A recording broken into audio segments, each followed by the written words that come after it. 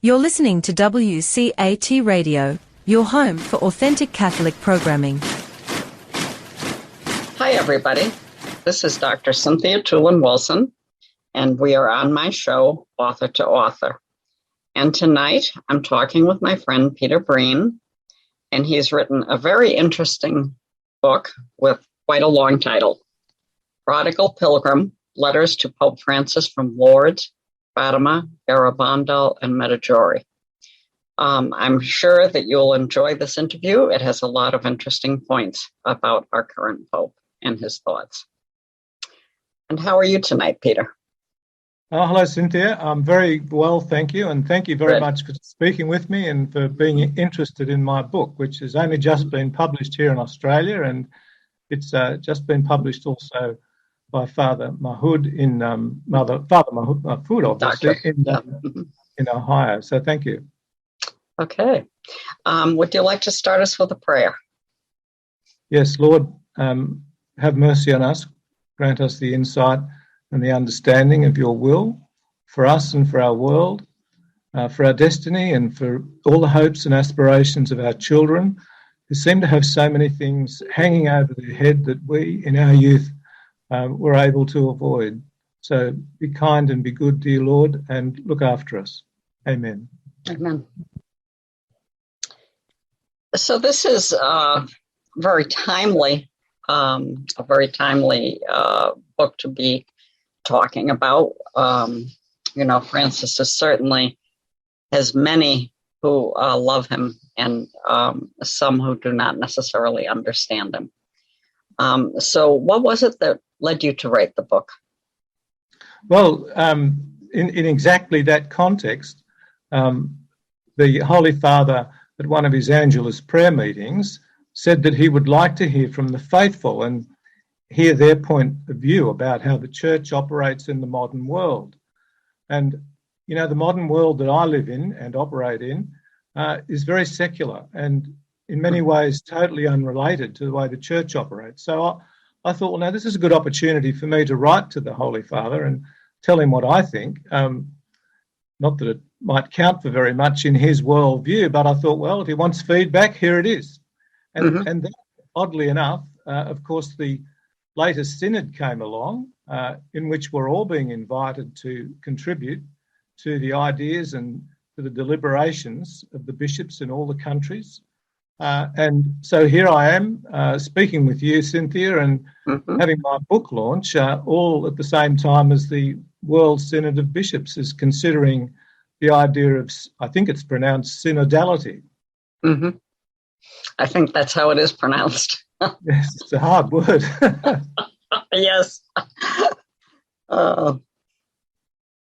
So it's good that someone is taking up the issues that he's been addressing and wants the input of the lay faithful. I think that's a very important point. Yes, look, when I first looked at the idea of making a contribution in the form of this book, I was struck by something that the former Cardinal Ratzinger, Pope Benedict XVI, said, and that is that there's a growing divide between religion and reason, and, again, between the church and the secular world. Mm-hmm. And he thought that unless God reappeared in some convincing fashion, that the world and mankind were, in his words, doomed to failure. And, that was in his book, Truth and Tolerance, which was published by Ignatius Press. And, that really surprised me that he would have such, on the face of it, such a dim view of our prospects. But, when you look at the predictions of people who have some concern about the state of the natural environment, then it seems to me that there is a parallel between both Pope Francis and Benedict and also the people who support the idea of global warming and the destruction impending for the natural environment, that the church and the world really are on the same trajectory. And as Benedict says, unless God reappears in some convincing fashion, then we're all facing the huge prospect of there being, of what David Attenborough says, of the world becoming worse rather than better. And, we're just sort of holding our breath. There has to be something that happens that changes the way the secular world thinks, and at the same time aligns the church more closely with the secular world, because we're on different paths at the moment, and the destiny of the planet and the earth is the same for all of us. So we all have to somehow get on the same page. So that is really a very important point. Because although even in the secular world, there are many who realize that something has to be done, that they're concerned about the overall environment, about global warming, whatever.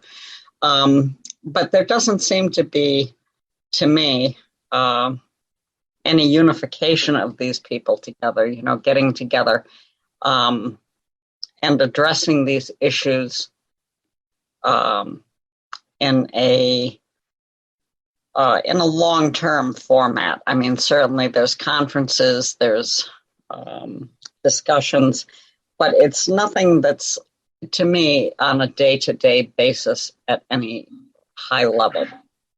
Look, I think that's true. I think that's true in the United States, but I don't think it's true elsewhere in the world.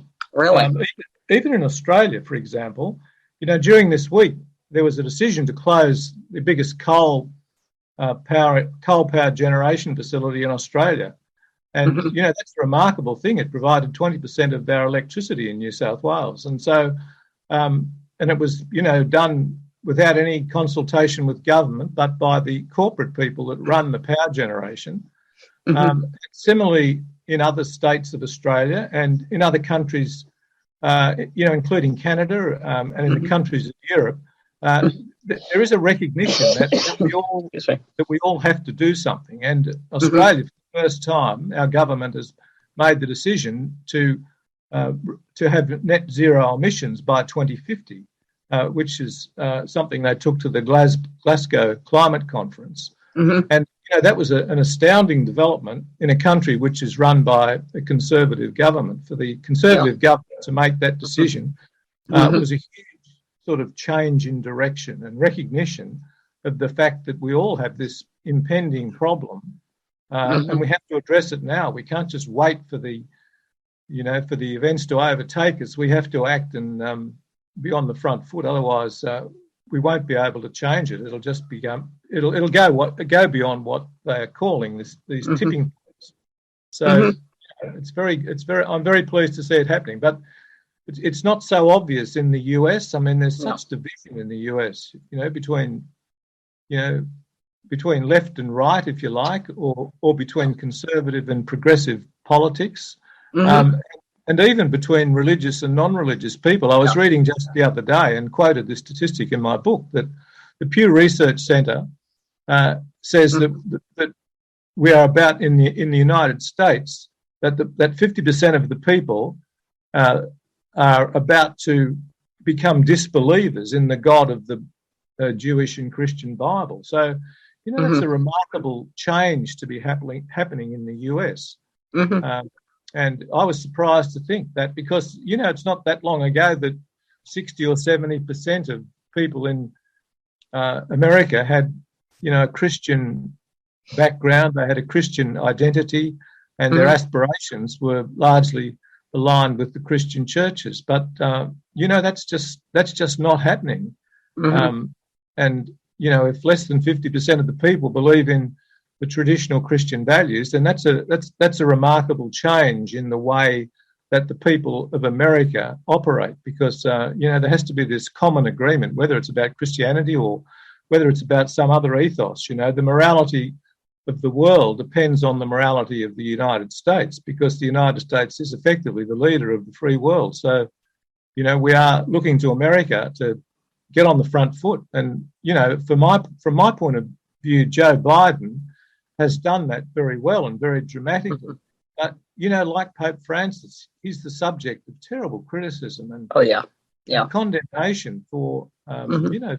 for the way he talks, for the way he appears, for his age. These are all old, outdated prejudices that you don't use to judge people by. But that's what's happening, and it's happening in the church as well. Mhm. Yeah, well, I mean, when you look at, as an American, I can tell you that there are enormous amounts of prejudice here against various groups, and certainly, although many people would probably agree with me, as an older woman, I can tell you that there's plenty of ageism and sexism here. It is alive and well.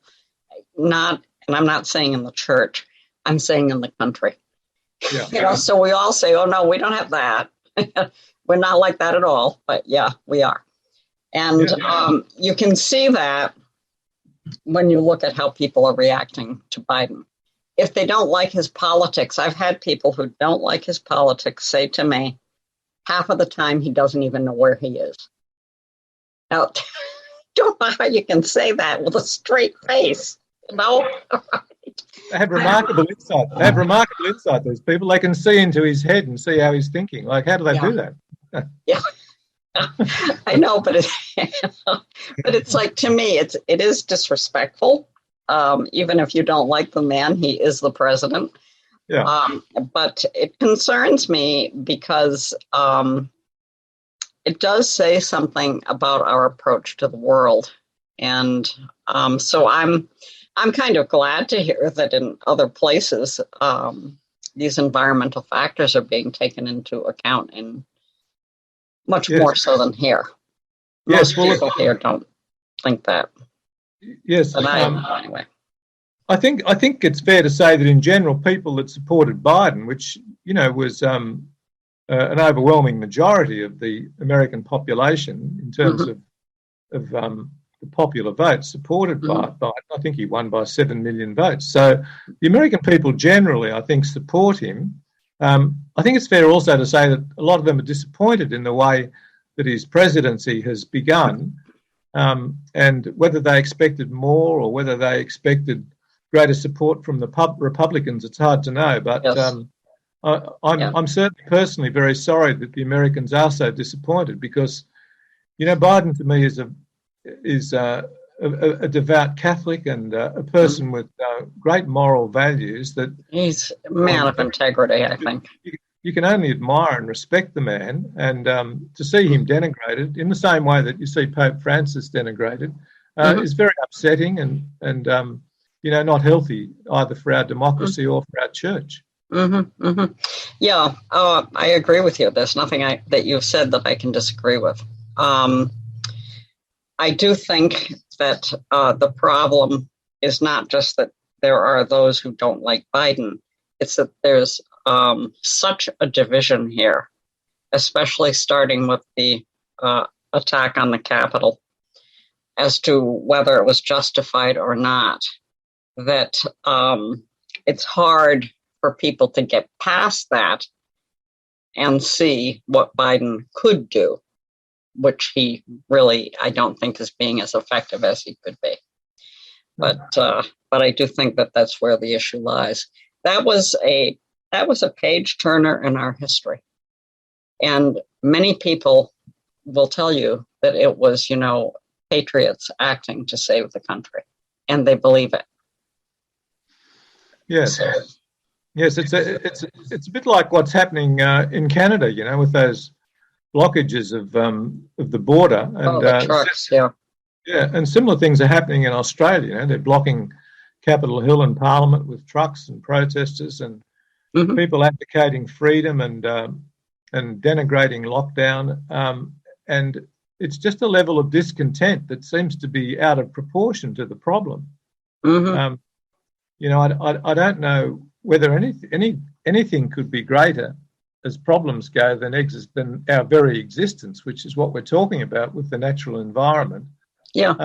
And yet we're sort of fluffing around these other issues as if they're somehow more important. And really, we're in such a difficult state with the environment that, to my mind, everything else just pales to insignificance.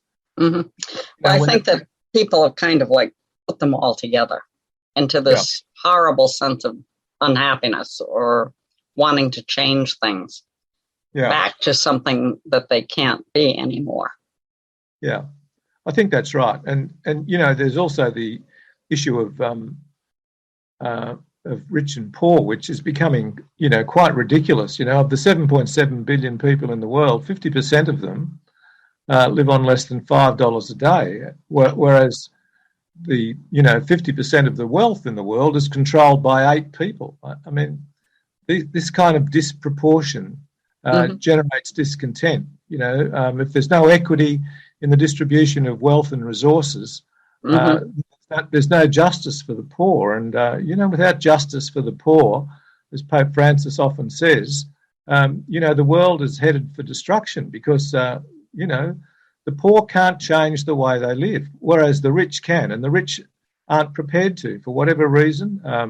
And for good reasons. They argue that, they've worked hard, they've earned their money, they deserve the rewards of their efforts. But existentialism is a bigger problem for the rich than the poor because only the rich can solve it. And yet the various measures that we have, not just our taxation system, but just the very way that our capitalist markets work, means that the poor are always going to be part of the system because poverty is actually built into the capitalist system. And so we have to address those very difficult economic issues at the same time as we address the environmental issues, because we can't possibly allow growth at the kind of level that economists would like us to see without creating further pressure and further destruction on the environment. So, we are in a serious bind where we have to find some way to redistribute our resources at the same time as protecting our environment, because otherwise, as David Attenborough says, things can only get worse for planet Earth.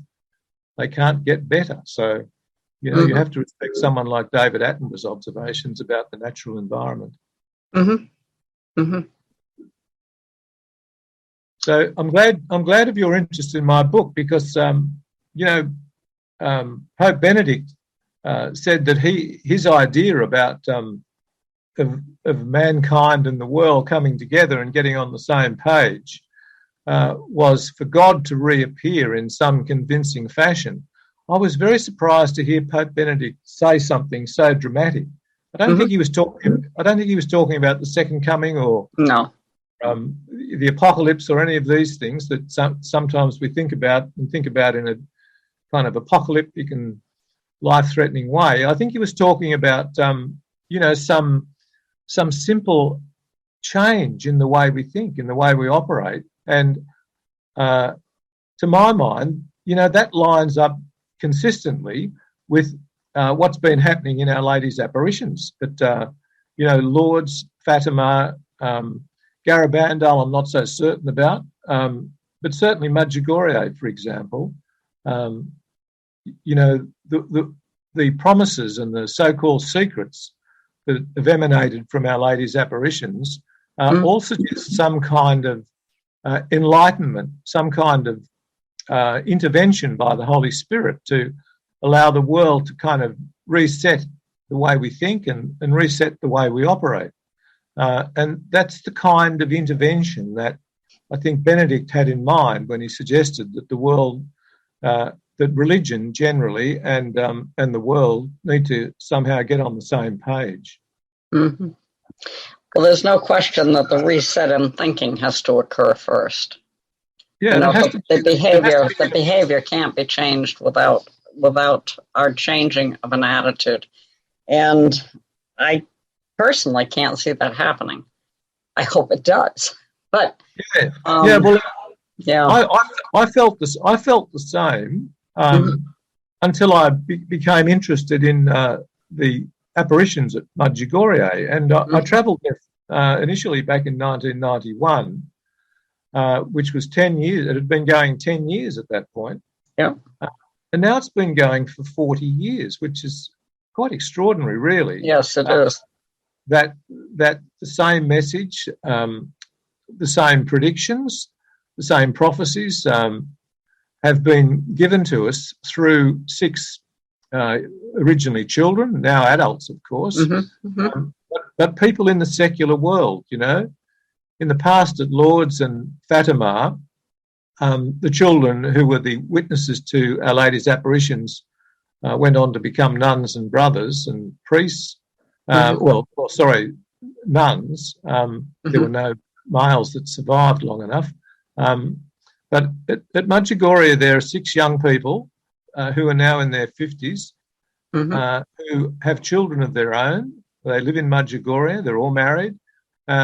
They're all on the same prophetic page that they've been on for 40 years. There's never been any conflict between them, either in the message or their interpretation of it, or in their transmission to us of what they witness and what's happening to them. And for that to continue for such a long time is truly remarkable. You can't imagine any other phenomenon that wasn't somehow guided by the Holy Spirit being able to last that long. Certainly a fraud wouldn't last that long. No. Certainly some kind of delusion that engaged so many people couldn't possibly last for that long. So I think, to answer your question about you can't see it happening, it may be that it happens without us having any comprehension until perhaps the last minute, when suddenly, the penny drops for everyone. Well, this is what we need to do. And it could come through Medjugorje's prophecies. It may also include some aspects that are disastrous for us in many ways. But, really, we're facing disaster anyway. If we continue down the path that we're going with the climate crisis that we have, and the fact that, we now build more stuff than there is biomass on the planet. That's extraordinary. The built environment and the things we make are now outweighs the natural plants and animals that make up our environment. Something like 98% of mammals on the earth are now human beings and their livestock. We've just changed the way the world operates, and nature in some form is going to fight back, because the planet will still be here in whatever form, and it's up to us to be the custodians, and we're just not doing a good job, and I think we just have to have this reset in order for us to survive. We're talking existentialism here, but a lot of people won't address that. Oh no, look, this is something else is more important. But those two problems of the natural environment and limited resources and poverty, those two things are so dramatically important that they're the whole focus of Pope Francis's ministry. And for those who reject those propositions, then it's not surprising that they would also reject Pope Francis's ministry, because Laudato Si was his landmark encyclical about the natural environment, and every speech he gives, every sermon he gives, every dialogue that he engages in involves protecting the poor. And he grew up with the poor, he understands the poor, and he recognises more than anyone that the poor can only change with mercy and with the benefit of grace and a different mindset for the wealthy. I'm glad I'm not rich. I don't have so much responsibility. The rich have a great responsibility to change, because only the rich can afford to make the necessary adjustments to the way we live. You can't ask someone living in poverty to change the way they live without helping them, without and this idea that you often hear that God will save us, well, God will save us, but he will only save us if we help to save each other, because there are plenty of resources to go around, but to have them all concentrated in the hands of such a few is so unjust and so ultimately inequitable that we are truly the masters of our own destiny until we can find some way to solve that problem. Yeah. Well, I was born in the poor, in the lower class, or what we would call here the underclass. Oh, yeah. And I was one of the people that made it out of there. The majority do not, and that underclass is certainly growing in this country. I don't know about in the rest of the world. You know, and the easy things that we could do to help people, apart from giving them aid, money, Yes. the biggest thing to me is, on a secular issue, not a religious issue, is education. Yes. And, you know, without education, people are absolutely doomed. And, you know, I think so often of, you know, I actually was going to fail out of first grade. That's so embarrassing because I couldn't read. And the principal came to my mother, who did know how to read, and he told her, if you don't teach her how to read over the summer, she's going to stay back. And so one of the few good things that I can say is that my mother did teach me how to read, and it opened up the world for me in a way that you can't get any other way. You can't watch it on TV. You can't get it in a movie. You have to be able to study things and analyze things. And so to me, even something as simple as helping people learn how to read and learn how to think, not along political or any type of idea like that, but just to be able to look at something and analyze it, see if it's worth looking at, if the argument is good, if the evidence is good. So you know, that isn't something that would cost people much, but we don't even have that here. I've been a teacher for years, professor, and I've had students born here that really wanted to learn and just couldn't read, couldn't understand. And it's like that to me is, you know, if we did something as simple as that so people could judge what's going on in the world, I think it would be such an aid. Because now people are just driven by what they hear. Somebody that's intelligent tells them, well, this is good, this is bad, and they believe them because that person is intelligent and has money. Yeah. Yes, I mean, we have we don't have such a problem in Australia. We have a very good education system in Australia. Mm-hmm. It is you know, most of the private schools are Christian schools, mm-hmm. And the way the system works is that there's a fair distribution of resources. So you know, with the exception perhaps of some outback communities, there are equal opportunities in Australia for education. Mm-hmm. You know, when I was growing up, it was just after the war, and my family, my father was an ex-serviceman, and there were allocations of housing allotments for people mm-hmm. who were ex-service, the families of ex-servicemen, and you know, we all had equal opportunity for housing, and you know, that like education is mm-hmm. extremely important. You know, yes. if you're living in your car or you're living under a bridge, then all the opportunities for education don't mean anything. Yeah. So you know, we have to address multiple social problems. Oh, I agree. Yeah. Yeah. Food, healthcare, education, housing. Equal access to jobs. I mean, certainly the words are there, I think, in most countries, but the meaning of those words are not the same. Yeah. I mean, it's not a popular idea, but we do have to have more social aspects to our government policies. Yes. You know, we kind of we've been so successful at capitalism. Mm-hmm.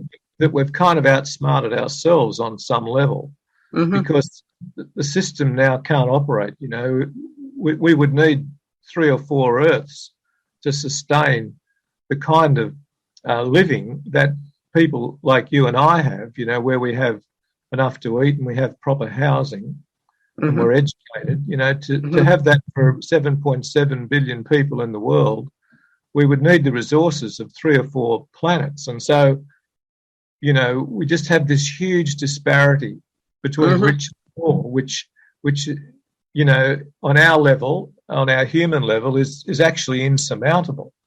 And that's why we need for God to intervene and to Mhm. somehow help us resolve this apparently impossible existential difficulty that we're facing. And without that, things, as Attenborough says, can only get worse. More and more, I think we will find that that there'll be governments elected who, because more people are affected, governments will, like the Biden administration, will be elected who have policies to address social problems, health problems, Mhm. welfare problems, housing, education. These are the key issues. Mhm. I had some experience when I was younger of being a representative in one of the parliaments in Australia, and the thing that always struck me was that governments, of whatever persuasion, were always influenced by major corporations and, in Australia, major mining companies, in a way that was totally disproportionate to the resources that governments had at their disposal, so that governments would fund mining projects with incentives that really should have been directed towards education and to housing. And so that's been happening for, ever since the Industrial Revolution. So, we have to now correct that imbalance and somehow get back to recognising that, without support for the people, for our populations, all the successful mining operations and corporate activities in the world are meaningless, because without people, they just don't work. And, people are now, in America especially, where the basic wages and basic remuneration is so low that, people can't really afford not to work. But on the other hand, because of such low wages, they actually can't afford to work either. So they're kind of stuck between a rock and a hard place. I hate to sound like a socialist, because I'm not actually a socialist at all. Neither am I. but there are problems. I do recognise that we can't go on the way we're going, because the system just hasn't worked. Well, it has worked. It's worked too well, but it can't continue to work in the same form that we've been used to. And how we make this change is just actually beyond me. Mm-hmm. I'm glad there's a God to rely on to help us. Mm-hmm. Well, certainly it's worked, but it's worked much better for some than for others. Yes. And those that are, that it doesn't work for are definitely in the majority, and pretty much worldwide. Yeah. Look at the figure I gave you earlier is astounding. That 8 individuals control half the world's wealth. Like, that is astounding. And I think three of them are Americans. Oh dear. But yeah, and they want to travel. They want to travel to Mars, and if the cost of travelling to Mars could be redirected into the problems of Earth surviving, that seems to me that would be a much better thing to do with your money. But those 8 individuals seem to have such priorities that they're unrelated to what are really the fundamental problems facing the world. Mm-hmm. Like travelling to Mars, who cares what's on Mars? That's what I feel. Yeah. Actually, my husband said something along the same line. We were watching some of these, what was it? You could buy a ticket, and if you were rich, and you'd go up in the spaceship for a few minutes, and all that money that could have been done for good. I mean, I understand the need for exploration. I mean, we wouldn't be here in the United States if someone hadn't decided to build a boat. But it's out of proportion because the need is so great. Yeah, and also the idea of space travel is so ridiculous that the mind boggles. When you think of the size of the universe, we thought it was big when we had the James Hubble satellite. Yeah. Now we've got the Webb satellite, which is just, it's just demonstrating the size of the universe is beyond all conception. Mm-hmm. And the idea that we might somehow travel out there with the limited knowledge that we have of nature and how it works is just too silly for words, really, especially when we're facing the existential threat of our own survival. Why would we waste our resources on something as big as the universe? I mean, it just doesn't make sense. Mm-hmm. Yeah, I agree. I do understand the attraction of the universe, apart from looking up at the stars at night and saying, wow, it's really pretty. How sometimes you just have a really spiritual moment. And I think it was not last Christmas, the Christmas before, there was the news that when the wise men saw the star of Bethlehem, they thought it might have been Saturn and Jupiter, their light blending. I wanted to see that so much. Every night I looked up in the sky. And the night And the night that it really happened here where I live in Vermont, it was all cloudy. And we were out, my husband and I were out, and we got home. It was dark, obviously. I got out of the car. The clouds parted. I don't think it might have been for 10 seconds, but I saw it. And to me, that was like, I don't know if it's true, but just the thought that I might have seen the same thing that the kings saw or the wise men saw on the other side of the planet 2,000 years ago. It practically brought me to tears. It was such an intense experience for me. So I can understand people looking up and wanting to know, because that's what humans do. We want to know. But again, it's way out of proportion. You can't want to know when it's going to cost people their lives, the ability of the planet to do what it's supposed to do. It's way out of proportion. Yeah, but I understand the attraction. Yes, it's interesting. If you saw the same light that the Magi saw 2,000 years ago, of course, it's 2,000 years time travel further away.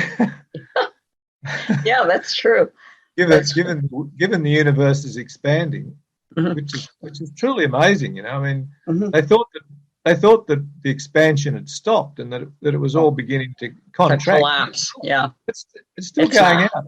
Yeah, no. And there's no resistance in space for it to stop.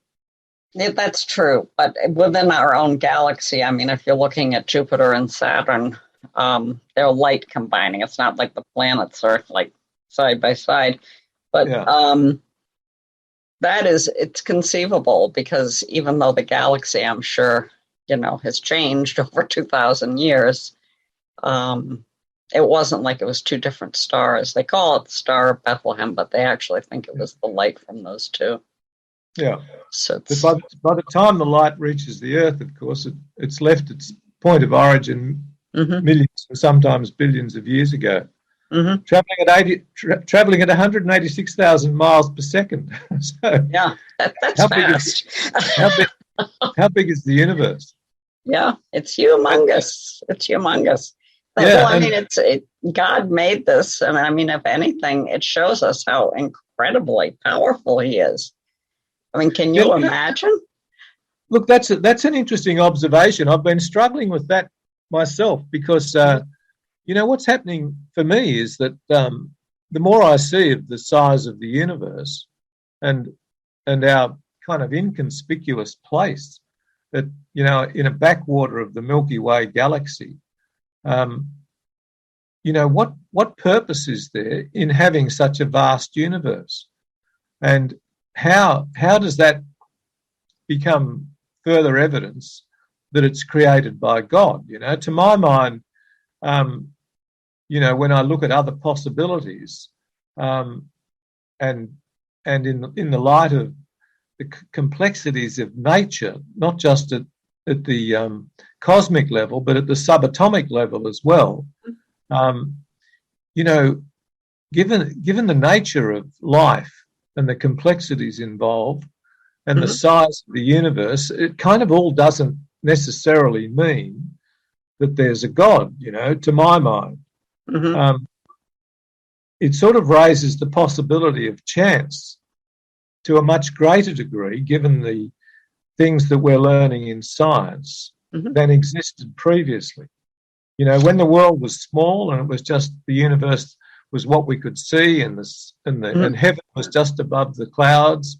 You know, that was easier to understand. But given the complexities we now know, it may be, and it's more likely in mathematical terms, that it's happened by chance. And so that's another problem for people in the modern world have to deal with. Yeah, you know?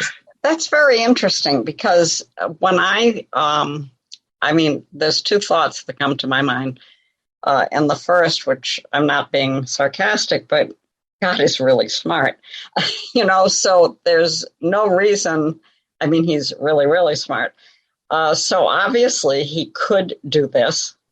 And if chance is involved, there's nothing in the universe that God hasn't created, and that can include chance.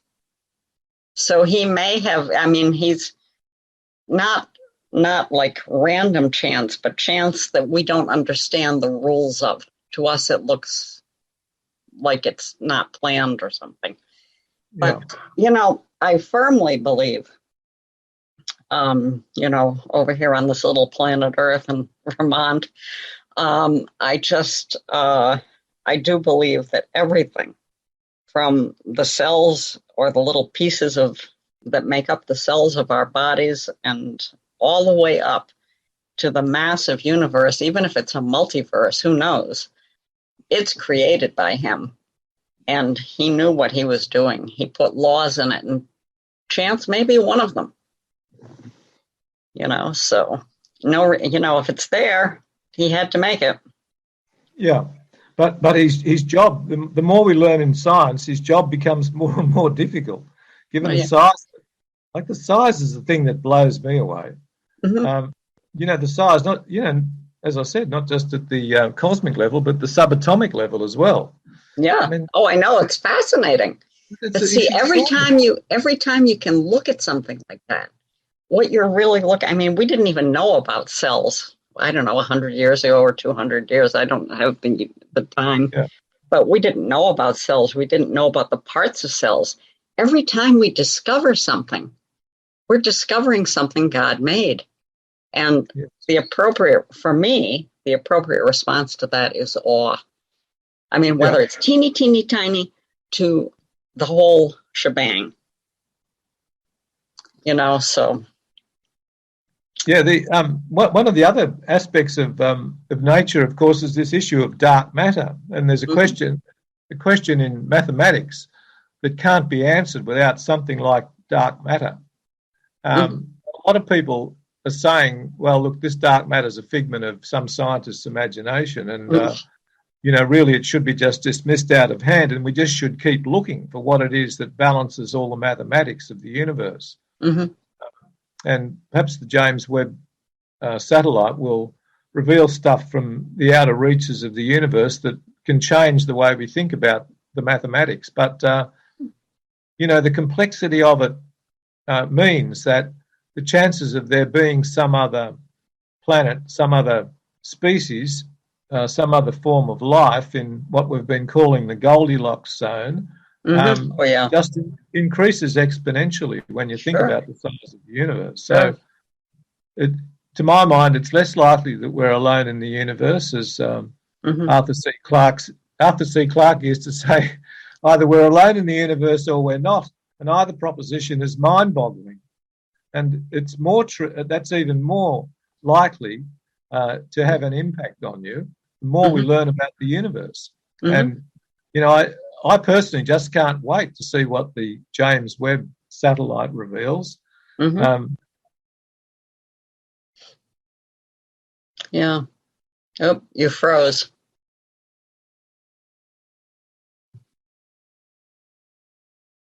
And the fact that NASA's been able to Earth is just amazing, really. And the kind of potential, the potential of human development and resources and understanding is kind of unlimited in a way, but we just need more information. And I don't know where it's going to come from. And if we're going to change direction and have a reset in the way we think about the world, then we are going to need some kind of revelation. And, this idea of God intervening in human history is not without precedent, of course. The prophet Abraham and the prophets of the Old Testament all had the benefit of a direct line of communication with God. We don't have that in our generation, or not apparently. We could have it through Mary and her apparitions, but again, it's uncertain. Whereas there was no uncertainty in Abraham and the prophets in what they were told and the direction in which they had to go. And we somehow need to have the benefit of that same direction and intervention. Militant intervention, as a guy called, or sort of some theologians call it. I don't know if you've heard of this, but it's a proposition put forward by a number of Protestant theologians about divine intervention being militant. I mentioned it in my book. It's an idea that was new to me, but if God's going to intervene, then it's such an outrageous proposition when you think about it, that it would have to be on such a scale and so apparent that it would be unbelievable, that it would be totally believable. So how that might happen in our understanding of theology and the way God operates is also very interesting, and it's as interesting as the size of the universe. But of course, for those people that don't believe in God, then it's, to my mind, it's something that they're missing out on, because none of this stuff can happen, to my mind, and like you, I believe, it can't happen without God's plan being revealed to us. And how it might be revealed is a really interesting question. Well, in his time, he'll do it. Maybe the James Webb satellite will find God out there somewhere, and we'll get a big picture, and then we go, "Oh, beauty! There it is. Problem solved." No. But no, he'll do it in his own time. He actually intervenes in our personal lives all the time. I think he probably intervenes.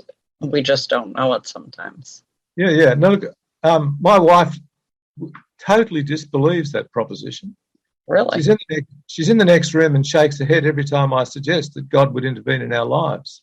And it's very interesting living with someone who believes that God is.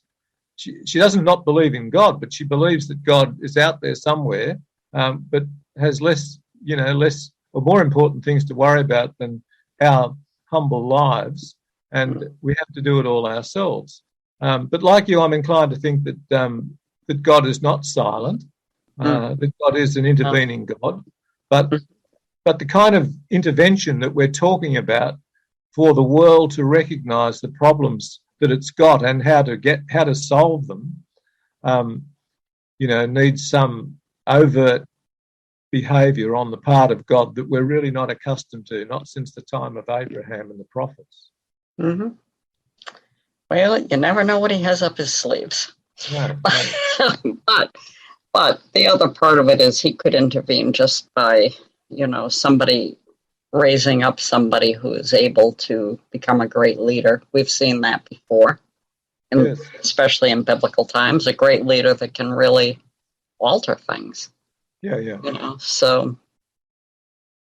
And it needs to be done democratically and not under a dictatorship, in my opinion. Oh, of course. But I'd rather, if we're going to go to hell in a handbasket, I'd rather do it as a democracy than a dictatorship. if the majority of the people want us to go to hell in a handbasket, then I'm on board. Count me in. But if some dictator who represents a very small group of the population says we're all going to hell in a handbasket, I want to fight them. And I think that's the difference between the Western democracies that we understand and the way that they operate in communist countries such as Russia and China.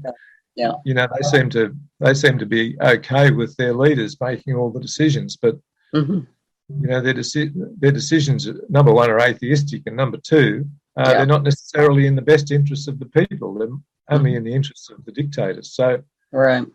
I think I'd rather be stuck in our system than their system. I understand.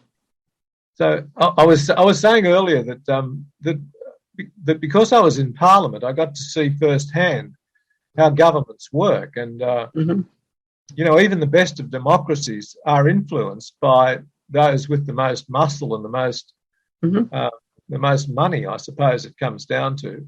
Yeah. And so, you know, we need to make our democracies more accountable and more representative of the people. You know, democracy shouldn't be representative of the interests of big business and the interests of people that don't care about the direction in which the climate's going and the planet's going. You know, I mean, unless we can put a conscience into those people that determine those things, then government needs to be more influenced by the majority of the people. I mean, that is a democracy, isn't it? Well, all in good time. I do, you know, I'm a hopeful person. I do believe God is in charge, and I hope you're right. I hope you're right. I'm right. I don't like the idea of people like me being in charge. That's appalling. No, you know, God is in charge, and just because we don't know what's going to happen or how he's going to do something or who he'll raise up or what will happen doesn't mean he's not in charge. And, you know, that gives me, I have a strong faith there. You know, I don't understand why a lot of things happen. I don't understand things that have happened in my life that have been bad and the life of people I know. But in the end, you know, things happen. We do have sin. We have original sin, personal sin, social structures of sin. Yeah. But God's the one in charge. So. Yeah, look, that's interesting. People do become affected by the vicissitudes of their lives, and they become, you know, they often become bitter and twisted about something that's happened to them, and unfortunately, it often happens in the context of their religious beliefs, and you know, people take it out on the church. The church in Australia, for example, has suffered enormously as a result of the child sex abuse scandal. And, you know, we had a Royal Commission here which found that 62% of the complaints to the Royal Commission were related to incidents involving Catholics.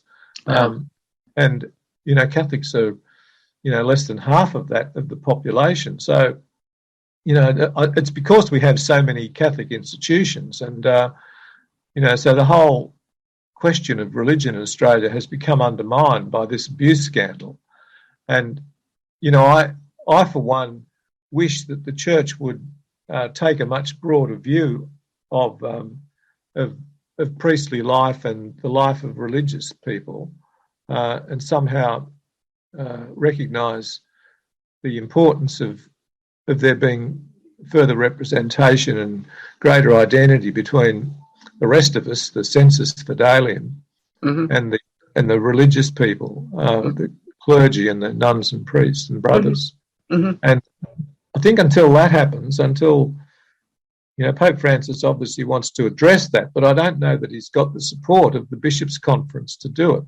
But if he could address it in even in some small way, as they tried to do in South America, by allowing married priests, for example, to fill the void that's that now operates in lots of countries because they're not priests. You know, we have the big problem in Australia. The priests are all, by and large, getting on in years, and they're being replaced by priests from Africa and India and South America, and you know, these people are good people, they're holy people, but their culture is totally unrelated to the culture that we live in and that we're accustomed to.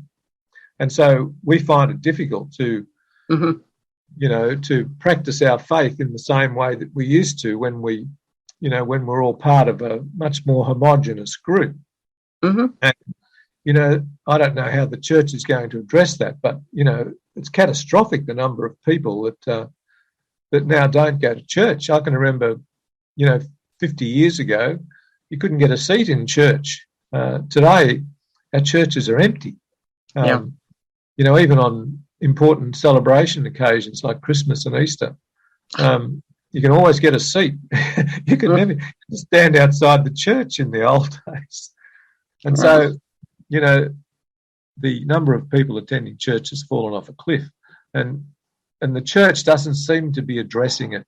You know, I know that the current synod is looking at all the right questions, but, you know, the bishops don't allow a contribution by others who have sort of more first-hand experience, you know, at the coalface, so to speak. And I think until that happens, and until the church is prepared to give some ground on the issues that people at the coalface are raising, then I think that we're going to be stuck in this mud with the church. I don't know when it's going to end, but it will. It will end at some point. Well, it will end. You know, we've had greater crises in the church, actually. Of course. I know people don't like to hear you say that, but we have had greater crises, and we resolved them, or God resolved them. But you know, we do need God getting involved now more than ever, or at least directing us more than ever, or, you know, pointing out the way as was done with Abraham and the prophets. You know, if we could get that back, that'd help us enormously. And that's what I did in my book. You know, I explored the possibility that Mary's apparitions at Medjugorje are the sign of our times that we're looking for, and that what's being revealed at Medjugorje is the ultimate intervention by God that we're looking for and that we're seeking to get out of our malaise. And I could be wrong about that, of course, but it's something that seems to me has withstood the test of time. You know, for 40 years, that phenomenon has continued, and the secrets that have been given to the children are consistent with secrets that Our Lady gave at Lourdes and Fatima.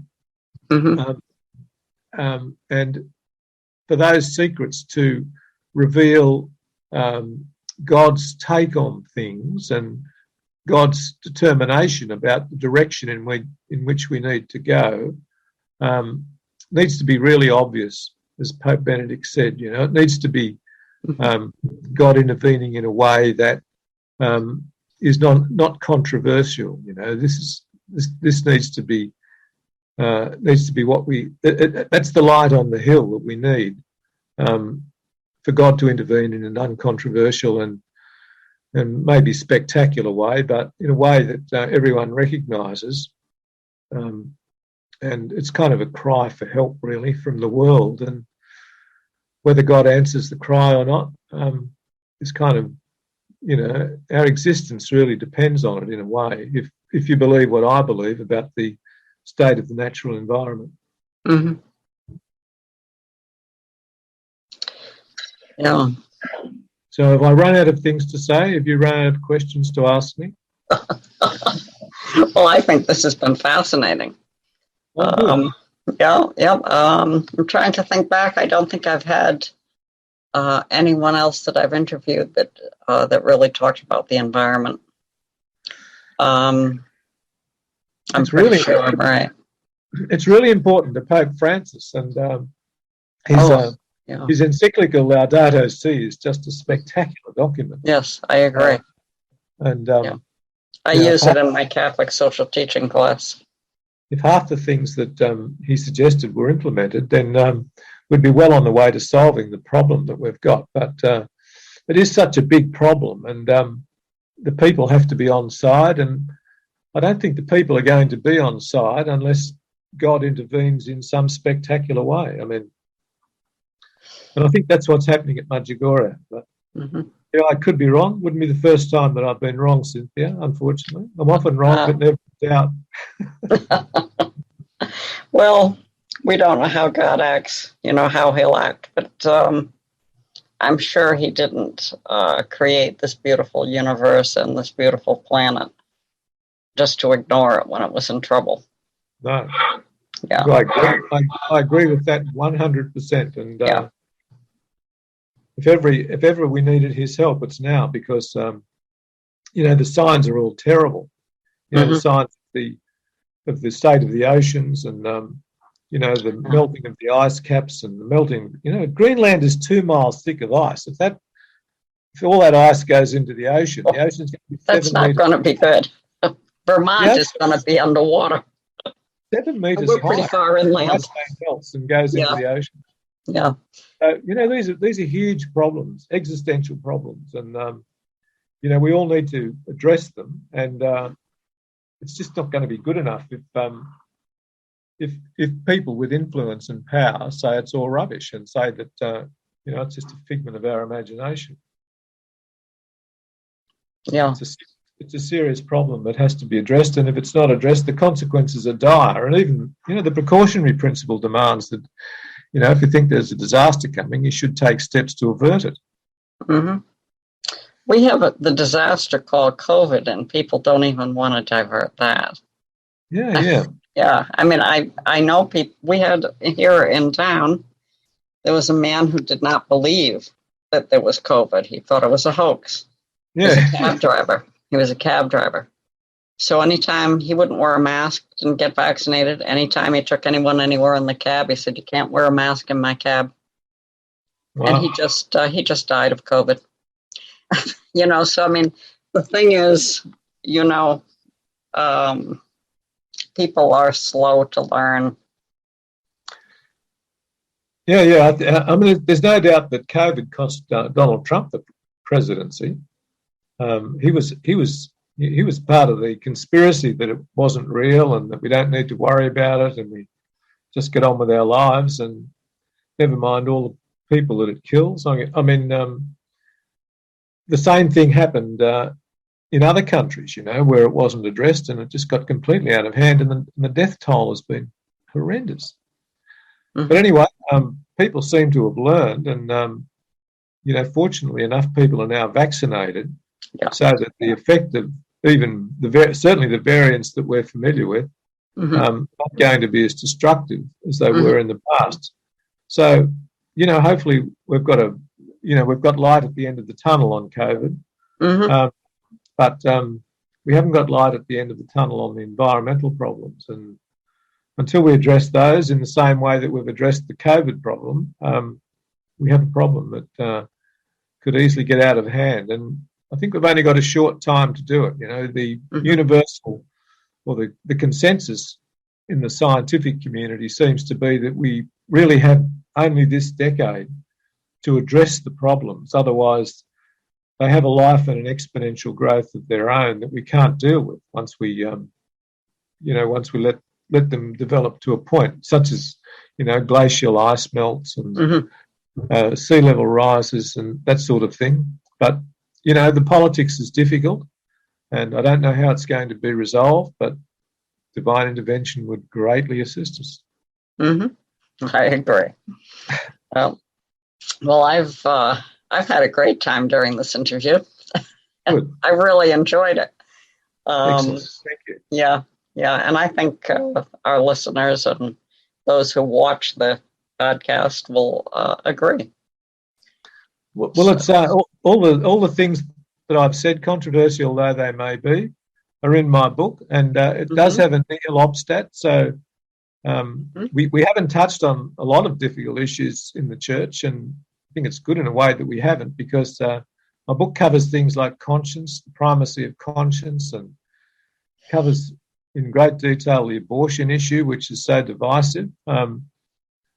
And my view about those things is as a human rights lawyer, and so not necessarily as someone who would be seen by the church as representative of the faithful, but it's a secular view, and the secular world mostly is the Catholic population. The religious people and the nuns and priests are not in the majority, so they have to listen to the faithful because we all need to be on the same page. Yeah, we have to be guided by the religious people and the clergy, but on the other hand, they have to recognise that we have certain views about the world and how it's going and where it's going. And fortunately, we have a Pope like Francis who takes those things on board. And the next thing for the Holy Father to do is to act upon them. Once that happens, I think things will begin to improve. All in the right time. Good. Well, thank you very much, Cynthia, for talking with me. I'm very grateful. I really enjoyed it. Good. Thank you very much, and I'm looking forward to getting back to you again when the book's been around the traps, and we'll see how it goes and see what sort of responses it's had, and hopefully there'll be something that we can talk about on WCAT radio without getting into too much trouble. Anyway. Okay, Thank you very much. Sure, I enjoyed it. Would you like to close us with a prayer? Yes, thank you very much. Lord, have mercy on us. Understand our difficulties, and with your grace we can make the proper decisions that we need to make to avert our troubles and the destination and the trajectory that we seem to be on. We ask for your guidance and for your illumination in the way that you illuminated the prophets of old, Abraham and the others. Illuminate us so that we make the right decisions and go down the path that you would have us follow. Amen. Amen. Well, thank you again very much. Thank you, Cynthia. Nice to speak with you. Same here. Have a good night. Bye-bye. Thank you. Or I guess a good day in your case. Good day. Yes, indeed. Yes, I'm just starting. I'm just getting started. Yeah, it's late here. Take care. Bye-bye. Yeah. Thank you for listening to a production of WCAT Radio. Please join us in our mission of evangelization. And don't forget, love lifts up when knowledge takes flight.